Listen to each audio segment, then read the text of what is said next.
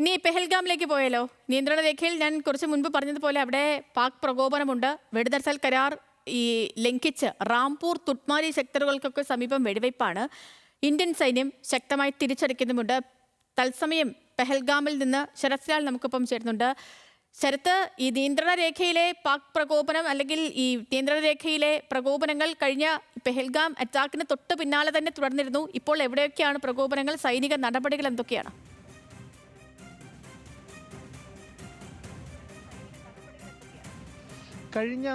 Good morning സുഹൃത്തുലക്ഷ്മി. കഴിഞ്ഞ 3 ദിവസമായി നിയന്ത്രണ രേഖയിൽ പാകിസ്ഥാൻ പട്ടാളം ഒരു പ്രകോപനവുമില്ലാതെ ഇന്ത്യൻ പോസ്റ്റുകൾക്ക് നേരെ വെടിവെക്കുകയാണ്. ഈ കഴിഞ്ഞ ദിവസം 3 പോസ്റ്റുകൾക്ക് നേരെ വെടിവെപ്പുണ്ടായി. ഇന്ന് തുടർച്ചയായിട്ടുണ്ടായി. കാരണം തീവ്രവാദികളെ, അതായത് നുഴഞ്ഞുകയറ്റക്കാരെ, തീവ്രവാദികളെ കൂടുതൽ നുഴഞ്ഞു കയറ്റാൻ വേണ്ടിയുള്ള ഒരു സമീപനമാണ് ഇതെന്നാണ് ഇന്ത്യൻ സൈന്യം വിലയിരുത്തുന്നത്. അതുപോലെ തന്നെ ഇന്ന് ഈ നിയന്ത്രണയിലുടനീളം ലിമിറ്റഡ്, അതായത് നിയന്ത്രിത പരീക്ഷണ പറക്കൽ ഇന്ത്യൻ എയർഫോഴ്സിന്റെ വിമാനങ്ങൾ നടത്തുമെന്നാണ് നമുക്ക് ഇപ്പോൾ ലഭിക്കുന്ന വിവരം. അതിന് മുന്നാടിയായിട്ട് തന്നെ ഹെലികോപ്റ്ററുകൾ ഇന്ന് രാവിലെ തന്നെ നിയന്ത്രണ രേഖയ്ക്ക് സമീപം നിരീക്ഷണ പറക്കൽ നടത്തിയിട്ടുണ്ട്.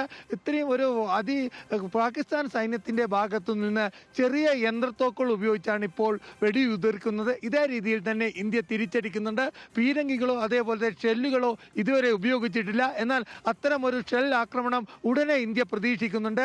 അതനുസരിച്ച് ദ്രാസ്, കാർഗിൽ സെക്ടറിൽ അതിനുള്ള മുൻകരുതൽ എടുത്തിട്ടുണ്ട് സേതുലക്ഷ്മി.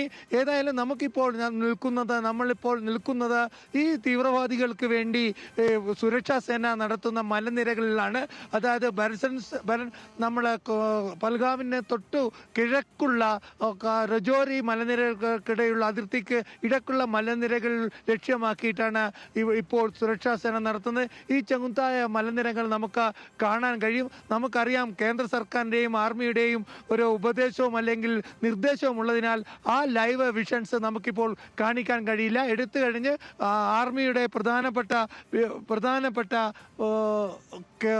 ഓഫീസർമാർ അത് അപ്രൂവൽ ചെയ്ത ശേഷം നമുക്ക് ഈ സുരക്ഷാ സേനയോട് പോകുന്നത് കൊണ്ട് തന്നെ അത് ചെയ്യുള്ളൂ. ഈ പ്രധാനപ്പെട്ട പീർഗഞ്ച് മലനിരകളിലാണ് പ്രധാനപ്പെട്ട തെരച്ചിൽ നടക്കുന്നത്.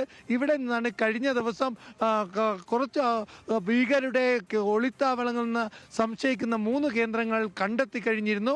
അവിടെയുള്ള പരിശോധനകൾ നടന്നു. വളരെ സ്ലോയിലാണ്, കാരണം ദുർഘടകമായ മലനിരക്കളും മഴയുമാണ്. അതുകൊണ്ട് തന്നെ ജമ്മു കാശ്മീരിൽ ഇപ്പോൾ മഴയുടെ സീസണാണ്, അറിയാമല്ലോ.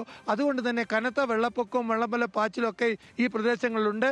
അതുകൊണ്ട് സുരക്ഷാ സൈനികർ വളരെ സൂക്ഷ്മതയോടെ കൂടിയാണ് മുന്നോട്ട് പോകുന്നത്.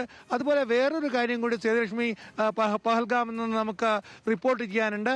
ഇപ്പോൾ ബന്ദിപ്പൂരിലുള്ള ഒരു ലഷ്കർ-എ തോയ്ബ ഭീകരന്റെ വസതി കൂടി ജമ്മു കാശ്മീർ പോലീസ് സ്ഫോടക വസ്തു ഉപയോഗിച്ച് തകർത്തിരിക്കുന്നു. ഇപ്പോൾ ഇതോടെ 7 പേരുടെ വീടുകളാണ് ലഷ്കർ-ഇ തോയ്ബയുടെ അല്ലെങ്കിൽ പ്രധാനപ്പെട്ട തീവ്രവാദികളെ പഹൽഗാം ആക്രമണവുമായി അല്ലെങ്കിൽ അതിനുവേണ്ടി സ്ലീപ്പർ സെൽ സംവിധാനങ്ങൾ ഒരുക്കിയ ഭീകരരുടെ, കാശ്മീരികളായ ഭീകരരുടെ വീടുകൾ സ്ഫോടനത്തിൽ തകരുന്നത് സേലക്ഷ്മി. അതുകൊണ്ട് ഒരു ഭാഗത്ത് പട്ടാളം മലനിരകൾ കേന്ദ്രീകരിച്ച് പരിശോധന നടത്തുന്നു, മറുഭാഗത്ത് ജമ്മു കാശ്മീർ പോലീസ് ശ്രീനഗറും തുടരുക. ശരത്ത്, അവിടെ പിന്നെ പറഞ്ഞ പോലെ മഴയൊക്കെയാണ്, അതുകൊണ്ട് സേഫായിട്ട് നിൽക്കുക. സൈന്യം നൽകുന്ന മുന്നറിയിപ്പൊക്കെ പാലിച്ച് സേഫായിട്ട് മുന്നോട്ട് പോകുക. ശരത്തിലേക്ക് മടങ്ങിയെത്താം. പെഹൽഗാമിലെ ഭീകരാക്രമണത്തിന്റെയൊക്കെ പശ്ചാത്തലത്തിൽ അതിർത്തികൾ അശാന്തമാണ്. അവിടെ പല പ്രകോപനങ്ങൾ നടക്കുന്നുണ്ട്. ആ പ്രകോപനങ്ങളെല്ലാം നമ്മുടെ സൈന്യം ശക്തമായി തിരിച്ചടിക്കുന്നു. ഒപ്പം തന്നെ ഭീകരർക്കെതിരായ സന്ധിയില്ലാ പോര് പ്രഖ്യാപിച്ച ഇന്ത്യൻ സൈന്യം ഈ തിരച്ചിലും തുടരുകയാണ്. ശരത് ലാലാണ് പെഹൽഗാമിൽ നിന്നും വിവരങ്ങൾ നൽകിയത്.